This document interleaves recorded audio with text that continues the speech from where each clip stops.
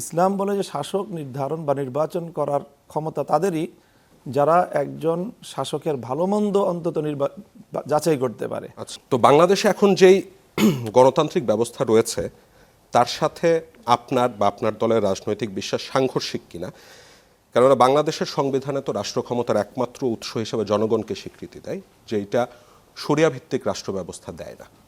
তাহলে কিভাবে রাজনীতিটা আপনারা করবেন বা করছেন? এই প্রশ্নটা তো বেশ একটা অনেক গভীর প্রশ্ন, বেশ এবং লম্বা দীর্ঘ একটা উত্তরের এটা প্রয়োজন, নাহলে বিষয়টা আমি এরপরেও চেষ্টা করছি যতটা সংক্ষেপে বলা যায়। দেখেন, প্রথম বিষয় হলো যে ইসলাম এবং ঈমান। আমরা যেহেতু মুসলিম পরিচয় দেই, ঈমান পরিচয় দেই, আমি মনে করি আমার কোনো ব্যক্তিরই যারা ঈমান পরিচয় দিবে, মুমিন পরিচয় দিবে, এখানে কোনো সঠতা এবং এখানে কোনো ধরনের ভনিতা থাকার কোনো সুযোগ নেই। আমি মুমিন, দ্যাট আমি ইসলামকে বিশ্বাস করি, কোরআনকে বিশ্বাস করি এবং আল্লাহর সার্বভৌমত্ব বা আল্লাহর যে সর্বময় ক্ষমতার যে মালিক আল্লাহ, এই বিশ্বাসকে আমাকে ধারণ তো করতে হবে, নাহলে আমি আসলে মুমিন থাকতে পারি না। এগুলো প্রথম বিষয়। দ্বিতীয় বিষয় হলো আল্লাহ পাক রব্বুল আলামিন মানুষকে, দুনিয়ার মানুষকে একটা পূর্ণাঙ্গ জীবন ব্যবস্থা দিয়েছেন কোরআনের মাধ্যমে, নবীজির মাধ্যমে, সেটাই হলো ইসলাম। এবং সেই ইসলামের একটা যেহেতু পূর্ণাঙ্গ জীবন ব্যবস্থা, কাজে সেখানে রাষ্ট্র রাজনীতি তার একটা অপরিহার্য অনুষঙ্গ, এটাকে বাদ দিয়ে মানুষের জীবন ব্যবস্থা পূর্ণ হতে পারে না।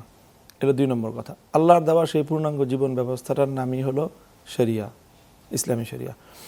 আচ্ছা, এরপরে সেটা হলো যে সেটা বাস্তবায়ন করার যে পদ্ধতি ইসলামে, সেটাই হলো খেলাফা, সেটাই হলো খেলাফত ব্যবস্থা। খেলাফত ব্যবস্থার মূল কনসেপ্টটা হলো যে শাসক যিনি হবেন তিনি আল্লাহর প্রতিনিধি, আল্লাহর প্রতিনিধি হিসাবে জনগণকে তিনি শাসন করবেন। সেটা মজলিসে শুরা ডিসাইড, সেটা যেটাই হোক না, মানে মজলিসে শুরা ডিসাইড করবে তো ভিন্ন আর একটা প্রক্রিয়া, আমি এটা আসছি, আলোচনায় আসছি। মানে খেলাফত মানে এটা কি? খেলাফত মানে হলো যে মূল ক্ষমতার মালিক হলেন আল্লাহ, এবং যেটা কোরআনে জায়গায় জায়গায় আল্লাহ বলেছেন আল্লাহুম্মা মালিকাল মুলক, তিনি হলেন রাজত্বের মালিক, তিনি জগতের মালিক, এবং সেখানে যিনি শাসক হবেন তিনি আল্লাহর প্রতিনিধি। আল্লাহর প্রতিনিধি হওয়ার অর্থটা কি? আল্লাহর প্রতিনিধি হওয়ার অর্থ হলো রুলসটা আল্লাহ দিবেন, আইনটা আল্লাহ দিবেন, শাসক তিনি আল্লাহর পক্ষ থেকে সেটা মানুষের উপর প্রয়োগ করবেন, জনগণের কল্যাণ করবেন। এই হলো ইসলামী শাসন থেকে যার। এখন এখানে প্রশ্নটা হলো যে একজন শাসক নির্বাচিত হবে কিভাবে? একজন শাসক নির্বাচিত হবে কিভাবে? এটা একটা প্রক্রিয়ার বিষয়। ইসলাম সেখানে একটা প্রক্রিয়া দিয়েছে যে এই প্রক্রিয়ায় শাসক নির্বাচিত হবে। যেমন আল্লাহ রসুল সাল্লাল্লাহু আলাইহি ওয়াসাল্লাম তিনি শাসক নির্বাচিত হয়েছেন একটা প্রক্রিয়ায়, নবীজির পরে আবু বকর রাদিয়াল্লাহু আনহু তিনি শাসক নির্বাচিত হয়েছেন আরেকটা প্রক্রিয়ায়, হযরত ওমর নির্বাচিত হয়েছেন একটা প্রক্রিয়ায়, হযরতে উসমান পরবর্তী শাসকগণ নির্বাচিত হয়েছেন একটা প্রক্রিয়ায়। এটা হলো ইসলাম প্রদত্ত একটা প্রক্রিয়া। আচ্ছা, এখন গণতন্ত্রের যেই জায়গাটার সাথে ইসলামের এই জানি কিছু সাংঘর্ষিকতা, কিছু সমন্বয়, এই জায়গার প্রশ্নগুলো খোলাসা করা দরকার।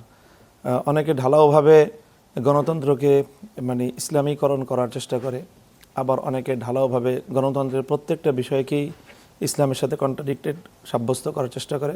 এই কোনোটাই আসলে সঠিক চিন্তা না। গণতন্ত্রের মধ্যে একটা জায়গা আছে বিশ্বাসের জায়গা, আর একটা আছে শাসক নির্বাচনের প্রক্রিয়া। গণতন্ত্রের যে বিশ্বাসের জায়গাটা, সেটা কিন্তু ইসলামের ঈমানের বিশ্বাসের সাথেই কন্ট্রাডিক্টেড, যে অর্থাৎ মানুষ আল্লাহর আইনকে উপেক্ষা করে নিজেরা আল্লাহর বিরুদ্ধে আইন তৈরি করার ক্ষমতা রাখে কিনা, এটা বেসিক প্রশ্ন এখানে। যে মুমিন, যে আল্লাহকে বিশ্বাস করে, সে তো আল্লাহর ক্ষমতাকে বিশ্বাস করতে হবে। শুধু আল্লাহর অস্তিত্বকে বিশ্বাস করার দ্বারা একজন মানুষ কিন্তু ঈমানদার হতে পারে না। আল্লাহকে বিশ্বাস করার অর্থ হলো আল্লাহর ক্ষমতাকেও বিশ্বাস করা, অর্থাৎ আল্লাহকে চ্যালেঞ্জ করার ক্ষমতা পৃথিবীর কোনো মানুষ রাখে না। এই বিশ্বাস না করলে কোনো মানুষ ঈমানদার, মুমিন, মুসলিম হতে পারে না। তো যারা আল্লাহর এই আনচ্যালেঞ্জেবল ক্ষমতাকে যে বিশ্বাস করে না, কিন্তু নিজেকে মুমিন বলে পরিচয় দেয়, সে কিন্তু একেবারেই শর্ট, সে একেবারেই একজন প্রতারক মানুষ, ভণ্ড মানুষ। কারণ সেই ইসলামকে, ঈমানকে বিশ্বাস করছে না, কিন্তু আবার নিজে মুমিন মুসলিম পরিচয় ধারণ করছে। তো কাজেই প্রথম কথা হলো বিশ্বাসের জায়গাটা থেকে যদি একজন মুমিন নিজেকে মুমিন বলে দাবি করে, মুসলিম বলে দাবি করে, তাহলে তাকে এই জায়গাটা বিশ্বাস করতেই হবে যে আল্লাহ যে আইন তৈরি করার যে আল্লাহর যে ক্ষমতা, সেই ক্ষমতা আনচ্যালেঞ্জেবল। অন্য কেউ এটাকে চ্যালেঞ্জ করতে পারবে না এবং আল্লাহর আইনের বিপরীত কোনো আইন তৈরি করতে পারবে না। এটা হলো ইসলামের বিশ্বাসের জায়গা। তো গণতন্ত্রের বিশ্বাসের এই জায়গাটা ইসলামের সাথে কন্ট্রাডিক্টেড। আচ্ছা, আচ্ছা, বাট যে নির্বাচনের যে প্রক্রিয়া, এটা একটা সাময়িক বিষয়। যে নির্বাচন প্রক্রিয়া, শাসক কিভাবে নির্বাচিত হবে, গণতন্ত্র বলছে মাস পিপল বা ম্যাক্সিমাম পিপল যাকে চাইবে সেই শাসক নির্বাচিত হবে। ইসলাম এইটাকে আরেকটু ছোট করে আনে, একেবারে সকল জনগণের নির্বিশেষে বুদ্ধিমান, অবুঝ, বুঝমান, নির্ধারণ না আলেমরা না, এই কথাটা, এটা ধারণাটাও ঠিক না যে আলেমরাই নির্ধারণ করবে। না, ইসলাম বলে যে শাসক নির্ধারণ বা নির্বাচন করার ক্ষমতা তাদেরই যারা একজন শাসকের ভালো মন্দ অন্তত যাচাই করতে পারে। আচ্ছা, এই জাতীয় কিছু ক্রাইটেরিয়ার ভিত্তিতে, মানে ন্যূনতম সেই নলেজটা থাকবে, ন্যূনতম তার নলেজটা থাকতে হবে, ন্যূনতম তার মধ্যে সেই আমানতদারি থাকতে হবে। যে লোকটা 5,000 টাকা খেয়ে 10,000 টাকার জন্য একটা লোককে ভোট দিবে, সে অনৈতিকভাবে ভোটাধিকার প্রয়োগ করবে, এই জাতীয় অনৈতিক লোক সে ভোট দিতে পারে না। তাকে এই জায়গাটা উত্তীর্ণ হতে হবে। ইসলাম শুধু জাস্ট এই ধরনের বেসিক কিছু কনসেপ্ট দিয়েছে যে কারা শাসক। সেখানে তো জনগণের বাইয়াতের প্রয়োজন, মানে সম্মতির প্রয়োজন। হ্যাঁ, সেটা তো পরের বিষয়। আচ্ছা, আগে শাসক নির্বাচিত হবে, শাসক ঘোষিত হবে, এরপর জনগণ যখন শাসক নির্বাচনটা বৈধ হয়ে যাবে ইসলামের দৃষ্টিতে, তখন জনগণ তাকে বায়াত দিতে বাধ্য। এটা হলো ইসলামের নির্বাচন পদ্ধতি। এবং নির্বাচন পদ্ধতিতে আমি যেটা বলি, গণতন্ত্রের যে মানে মূল একটা প্রশ্ন আছে যে গভর্নমেন্ট বাই দ্য পিপল, তো ইসলাম বলে বাই দ্য সিলেক্টেড পিপল।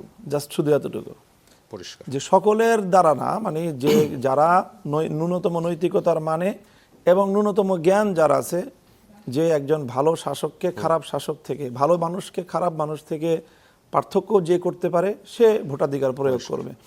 তো এই জায়গাটায় কিন্তু গণতন্ত্রের সাথে যে ইসলামের যে পার্থক্যটা, সেটা কিন্তু কোনো বিশ্বাসের পার্থক্য না, সেটা একটা প্রক্রিয়ার পার্থক্য।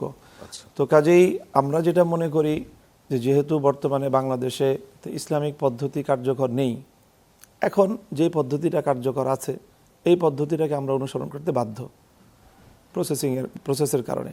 কাজেই আমরা যেই পদ্ধতিতে অনুসরণ করতে আমরা এখন বাধ্য, সেটার মধ্যে থেকে আমরা চেষ্টা করছি যেন আমাদের বিশ্বাসের জায়গাটা, আমরা যেটা বিশ্বাস করি সেটা যেন প্রতিষ্ঠা করতে পারি।